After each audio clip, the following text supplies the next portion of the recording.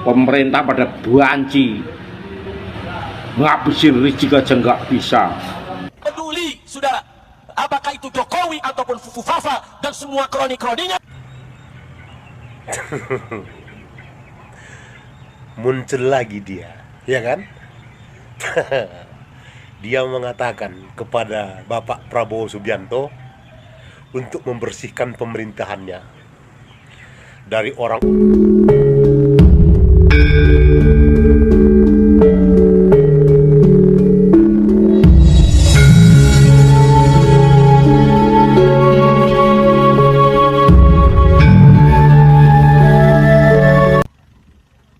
Kepada yang kami hormati Bapak Presiden Haji Prabowo Subianto, tolong Pak, bersihkan pemerintahan Bapak dari orang-orang yang bermasalah, baik bermasalah dengan korupsi, bermasalah dengan judi, bermasalah dengan pelanggaran HAM, bermasalah dengan segala kemungkaran dan kerusakan negeri.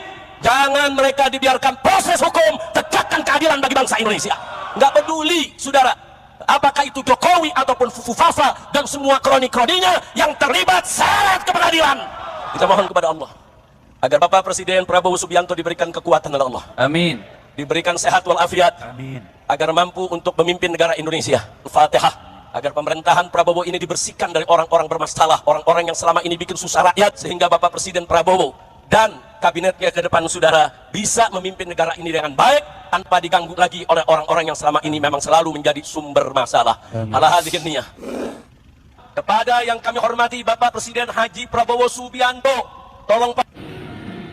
Ya betul Pak, tolong Pak bersihkan buajingan sih, buajingan tengik rijik ini diceprot cangkeme Pak.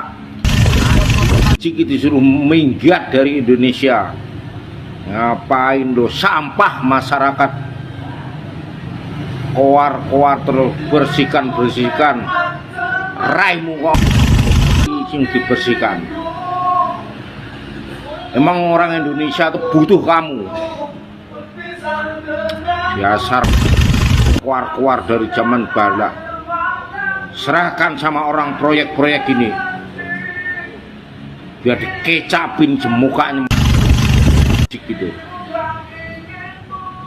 Pemerintah pada banci, ngabisin rezeki aja nggak bisa. Peduli, saudara, apakah itu Jokowi ataupun Fufu Fafa dan semua kroni-kroninya. Muncul lagi dia, ya kan? Dia mengatakan kepada Bapak Prabowo Subianto untuk membersihkan pemerintahannya dari orang-orang yang bermasalah dengan hukum. Begitu kata manusia satu ini. Nggak peduli siapapun itu katanya, mau itu Jokowi ataupun Fufu Fafa. Yang penting dibersihkan dari pemerintahan Pak Prabowo Subianto katanya. Kan begitu? Sadar enggak manusia satu berbicara ini? Hah? Taulah kalian ya kan, siapa yang berbicara ini? Ini Rizik Syihab, provokator kelas wahid di negeri ini. Manusia keturunan dari Arab Yaman sana, yang merasa cucu Nabi. Ya? Hah? Dia nggak sadar ini,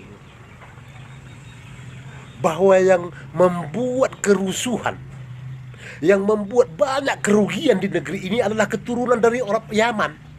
Seperti dia ini, ya, harusnya dia kan bilang, bersihkan negeri ini dari provokator-provokator seperti saya ini. Ternyata kan dia berbicara seperti itu. Hah? Iya kan?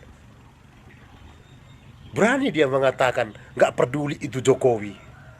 Hah? Sampai sebegitu sakit hatinya mereka semua kepada Bapak Joko Widodo. Karena Pak Jokowi yang membekukan izin ormas dia FPI itu. Iya kan? Nggak ada untungnya mereka untuk negeri ini.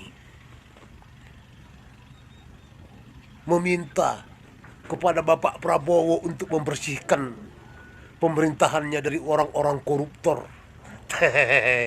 Hah? Manusia-manusia penipu macam kau semualah Rizik Syihab yang perlu dibersihkan dari bumi Indonesia ini. Supaya kau sadar ya, kau semua keturunan Arab Yaman itu gak bermanfaat di Indonesia ini. Biar paham kau, gak usah sok-sok ngatur kau di negeri kami ini ya. Manfaatmu gak ada. Yang ianya kau sakit hati kepada Pak Jokowi, kepada Mas Gibran ya.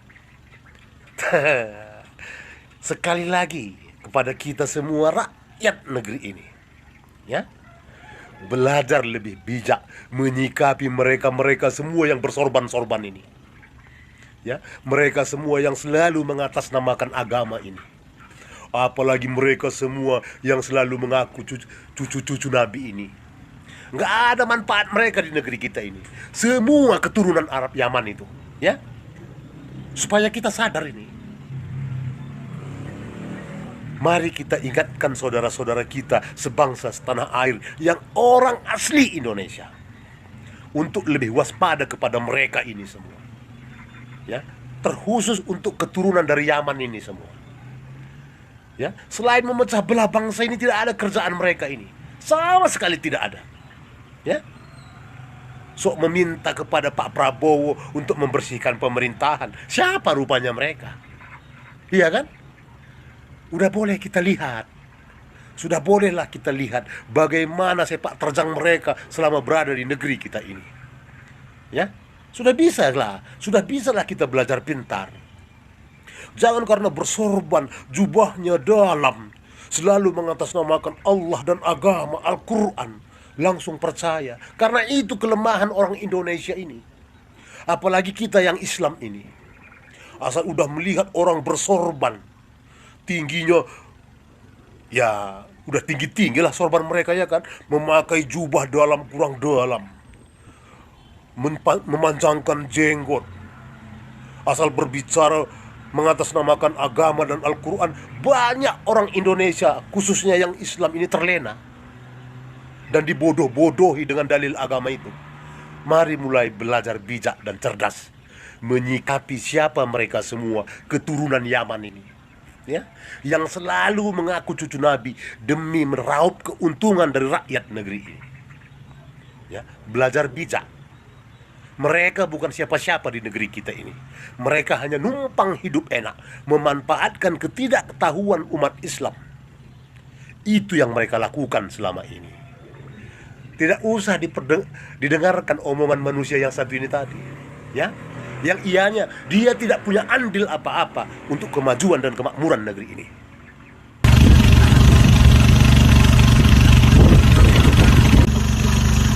Bayangkan betapa jengkel masyarakat Indonesia kepada orang-orang seperti ini, bahkan anak kepada pemerintah, bahkan sudah membawa gerakan dari pukul rata di Yaman semua. Bayangkan kita tidak dimakan ini karena kesadaran dari kalian saja. Bahai Rizik Syihab dan mencoba kajian itu tidak akan siapa-siapa, tapi memang bukan siapa-siapa.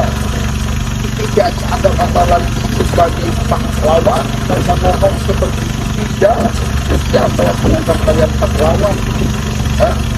Jelas kalian itu bertindak hanya mengembangkan emosi, hanya mengembangkan kecewaan, hanya mengembangkan amal kepada Pak Jokowi sebagai mantan Presiden Republik Indonesia.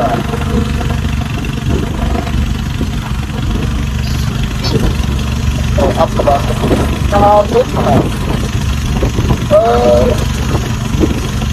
Seandainya tidak terjadi aktivasi di seluruh pikiran anak bangsa, orang-orang seperti Syihab dan yang lainnya adalah provokator. Itu adalah jangankan membuat maju bangsa ini, malah membuat mundur, sebarang kebencian dan keoposisian sosial. Bayangkan tidak terjadi apa seperti itu, apa yang akan terjadi? Akan terjadi seperti apa kalian pikir? Di Jawa Barat, kami kemudian kita ngomong belak-belakan penyebab intoleransi. Ada dua kelompok. Yang pertama kelompok kurban, yang kedua kelompok kuburan. Dan orang banyak yang kemudian mentafsirkan meskipun mungkin tidak ngomong bahwa Islam itu Islam zaman. Orang kemudian mentafsirkan itu bahwa yang ini maksud adalah ini Islam zaman. Kenapa? Karena orang yang aktivitas kegiatan mereka, aktivitas mereka seperti apa, dan kehilangan kepada diri seperti apa. Kita kalian itu sangat benar. Kalau mau dikatakan sebagai kekuatan politik itu semakin terus yang tidak mati, kemudian orang menyangkap kalian itu memang harus diikuti gerakan politik, apalagi karena memang dari pemikiran akan kalian hanya gerakan politik, bukan gerakan agama, bukan gerakan Islam, bukan gerakan Muhammad keseluruhan maka kebijakan kita.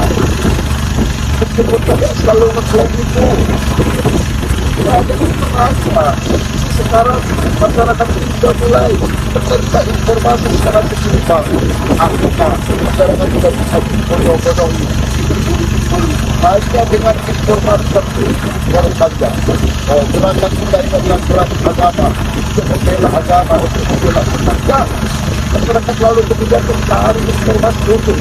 Apa saja perbuatannya agama dari umat Islam menyatakan jangan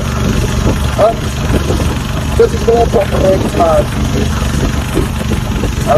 dan ketika kalian terus berusaha bikin gerakan kalian anggap berat agama apa yang terjadi kalian diberitahukan dikutipkan pilpres, pilgub, pilkada kabupaten atau kota itu dari data dan fakta yang jelas dan nyata. Kalian tidak anggap siapa-siapa. Kalau yang itu bukan kalian